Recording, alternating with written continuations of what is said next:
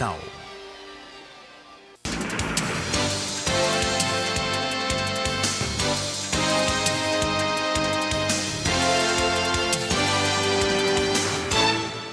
Termo de ajustamento de conduta do Ministério Público vai exigir mudanças nos postos na estrutura. Termo de ajustamento do Ministério Público vai exigir mudanças na estrutura dos postos de combustíveis da capital. Essa notícia é destaque nessa edição que começa agora e que vai mostrar também. Frente Parlamentar discute a memória cultural da capital.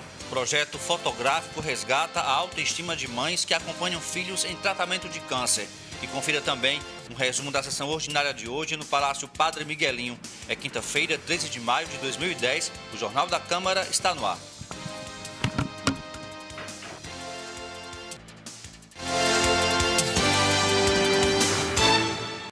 Olá, boa noite. O Ministério Público apresentou um estudo técnico da situação dos postos de combustíveis da capital. Um termo de ajustamento de conduta será assinado com os 109 estabelecimentos existentes na cidade. O Ministério Público notificou 109 postos de combustíveis de Natal a participarem da audiência com a finalidade de explicar as obrigações do termo de ajustamento de conduta, que os postos devem seguir para evitar vazamentos e acidentes capazes de comprometer os recursos hídricos.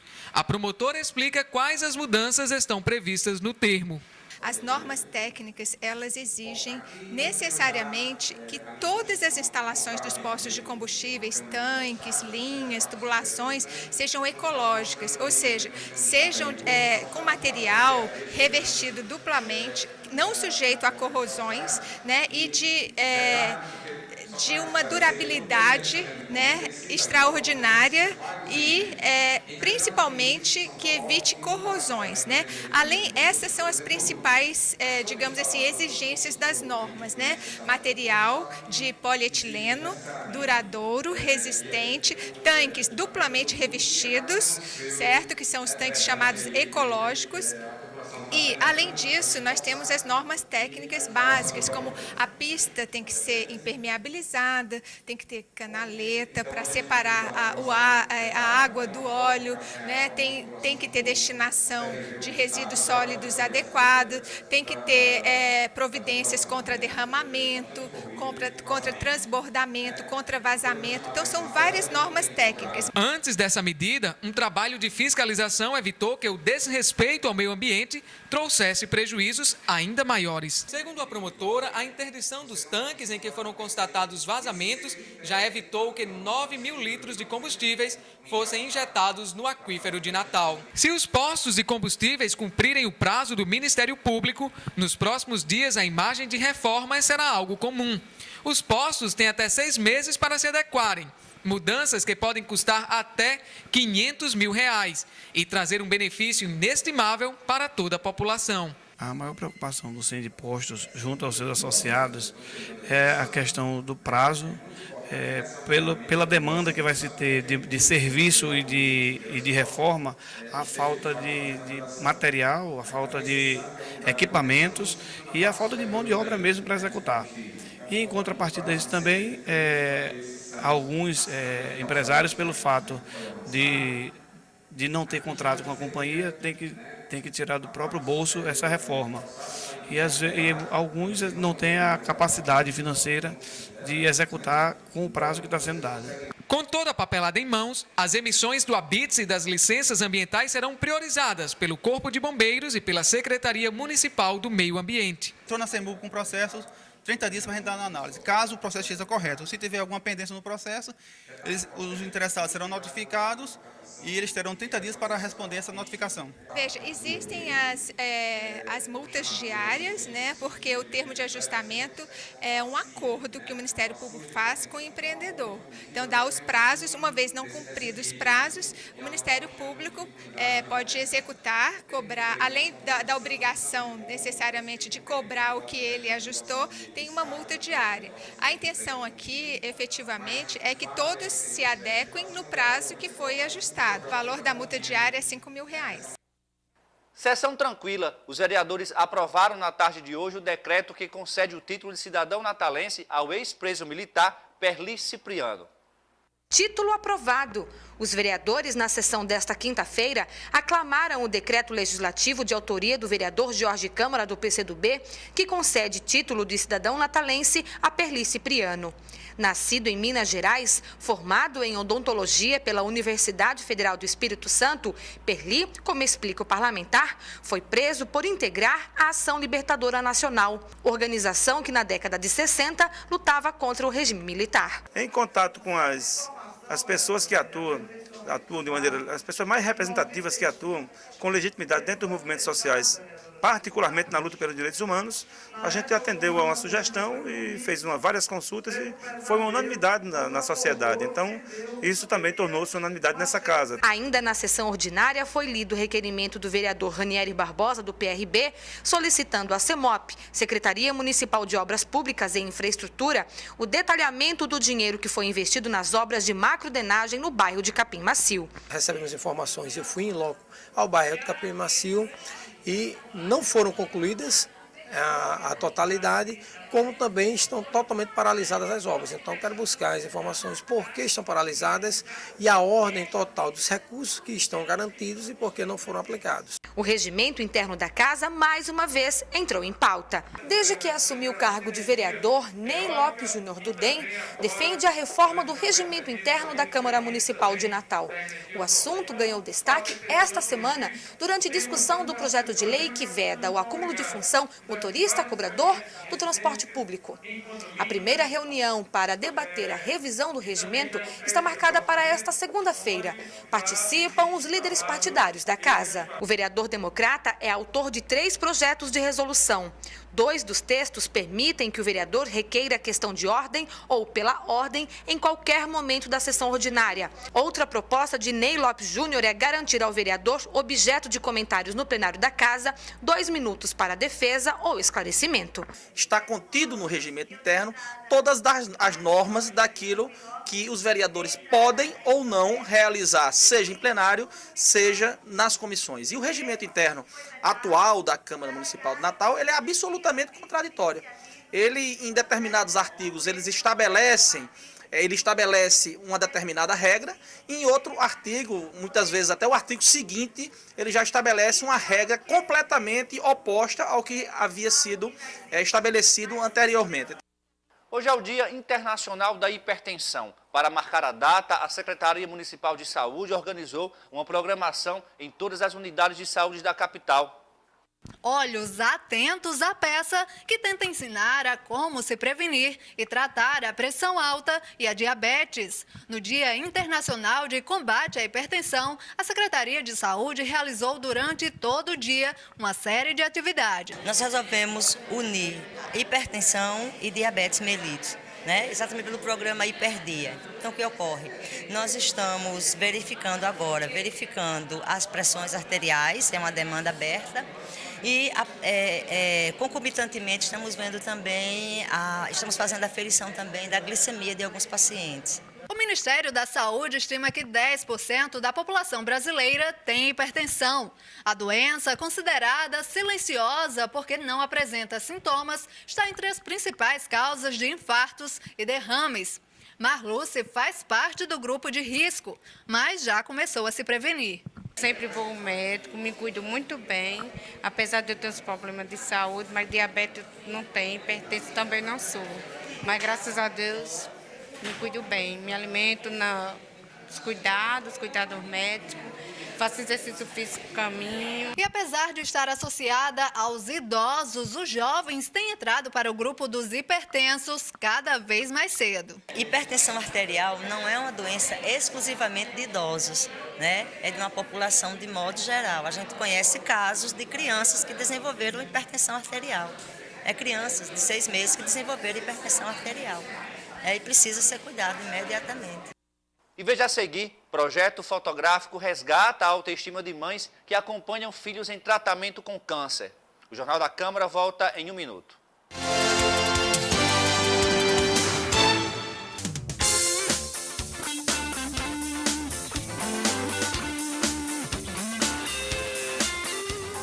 Na hora de comprar eletrodomésticos, escolha os mais eficientes. É possível reconhecê-los pelo selo do Procel nas marcas nacionais ou Energy Star nos importados. Detalhe, isso não custa nada.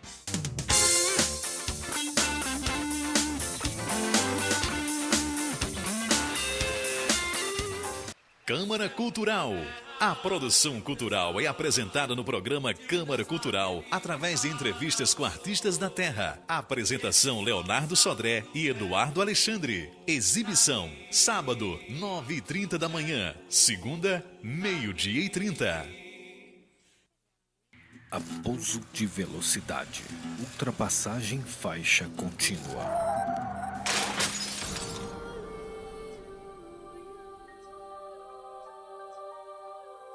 Seção central, 3 mortes e um ferido grave. E se você pudesse voltar atrás, faria tudo de novo?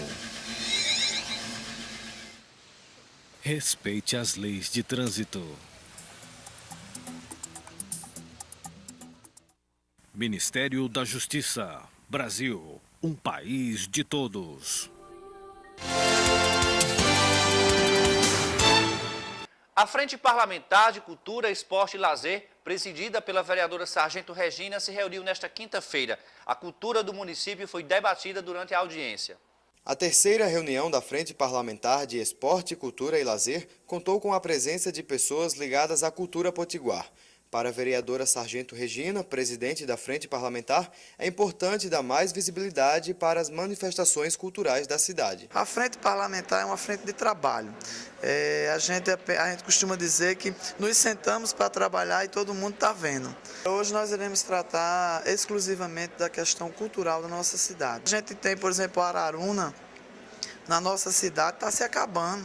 A Araruna é tradicional, é uma cultura do bairro das Rocas. Falar um pouco da Ribeira, né? A importância da Ribeira para a cultura da nossa cidade, e a Ribeira está se acabando e seus prédios não estão sendo restaurados, não está havendo tombamento do patrimônio histórico, as nossas praças, os monumentos estão se acabando. E focar também um veto, né, da Semana da Cultura Afro-Ameríndia nas escolas, que inclusive esse veto foi também discutido com a prefeita e a gente quer discutir aqui com as instituições presentes. De acordo com o presidente da Fundação Capitania das Artes, Rodrigues Neto, os investimentos na área da cultura são poucos, mas é preciso que haja uma maior valorização da cultura tanto no cenário nacional quanto na cidade. O que nós fazemos é buscar investimentos fora, buscar investimentos no governo federal. Existe uma quantidade de investimentos hoje, de valores hoje, de volume de dinheiro hoje, razoavelmente no Ministério da Cultura, no Ministério do Turismo, no Ministério, enfim, em outros ministérios que possam fazer com que não só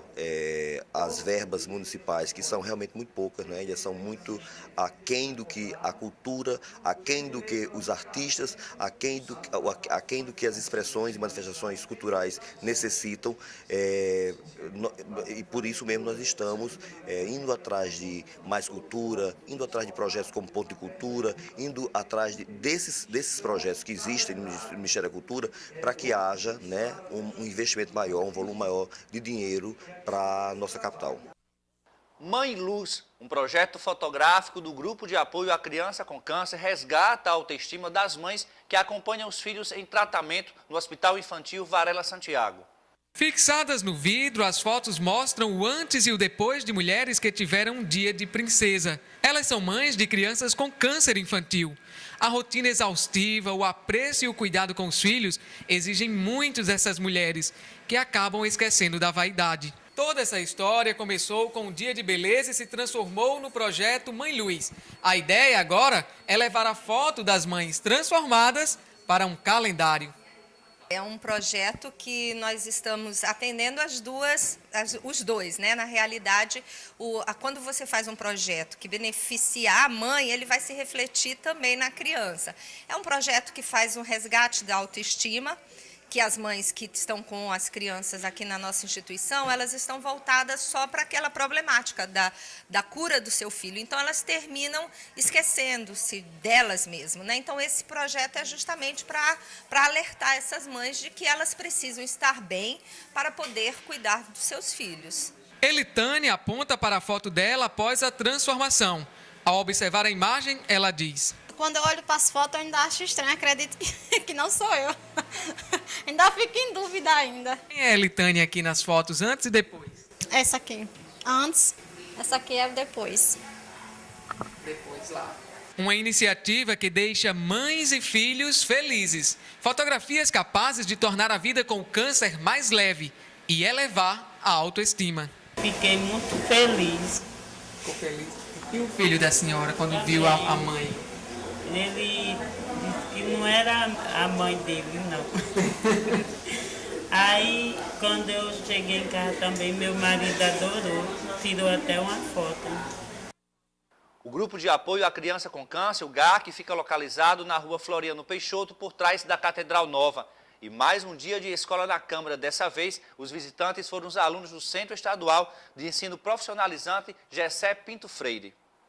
Quando o relógio marca 9 horas, a aula vai começar. Mas na Câmara Municipal, os alunos trocam as carteiras e o quadro branco por uma visita à Casa do Povo. Meu nome é Juliana, sou do Senep. A gente veio aqui visitar a Câmara Municipal. Vou entrevistar alguns colegas meus. Rodolfo, o que é que você está achando daqui? Você conhece alguém? Não conheço ninguém e tô achando muito legal. Achando muito legal? Pronto. Entrevistar outras pessoas para saber outras opiniões. Eu lá. O que é que você está achando daqui? O que você espera daqui? Estou achando muito legal e espero que a gente se renove, né, nas coisas, nos pensamentos, coisas novas que a gente vem aprender aqui sobre a Câmara, sobre os vereadores. Então é isso aí. Juliana e seus colegas do primeiro ano do Centro Estadual de Ensino Profissionalizante Senador Gessé Pinto Freire, do bairro de Petrópolis, vieram conhecer a Câmara Municipal. E é aqui no plenário da Câmara que os alunos conhecem como funciona o trabalho dos vereadores. Sentados nessas cadeiras, eles veem de perto como é a Câmara Municipal. Chegamos aqui na Câmara do Plenário. Aqui a gente recebeu uma palestra aprendendo como funciona, como o trabalho dos vereadores. Eu sentei ali na Câmara do Presidente. Lá ele explicou cada um as funções dos vereadores, como eles podem intervir com a prefeitura. Eles não podem fazer uma coisa real, criar uma lei, não. Eles podem intervir, criar um projeto e mandar para a prefeitura, para ela mesma executar. E nos painéis do Memorial de Djalma Marinho, a história de Natal e da Câmara Municipal é contada. Enquanto isso, os alunos olham as curiosidades do local. O professor de História, Tiago Leite, vai explicando aos alunos as histórias da Câmara Municipal. Como vocês perceberam, hoje eu não estava fazendo sozinho a matéria. Estava com a Juliana e com o Arnaldo. E aí, Juliana, deu para aprender alguma coisa hoje sobre a Câmara? Deu sim, está sendo ótimo. Estou aprendendo muito aqui. O que é que você mais aprendeu aqui, Arnaldo? Eu aprendi também um pouco das funções dos vereadores. O vereador que veio dar a palestra aqui explicou também sobre a ética dos vereadores, que vem fazendo um ótimo trabalho aqui. Para participar, é só ligar para o 3232-9396 e agendar a sua visita com Lúcia Viana. E essa edição do Jornal da Câmara termina aqui. Para você, uma boa noite, obrigado pela companhia e nós voltamos amanhã.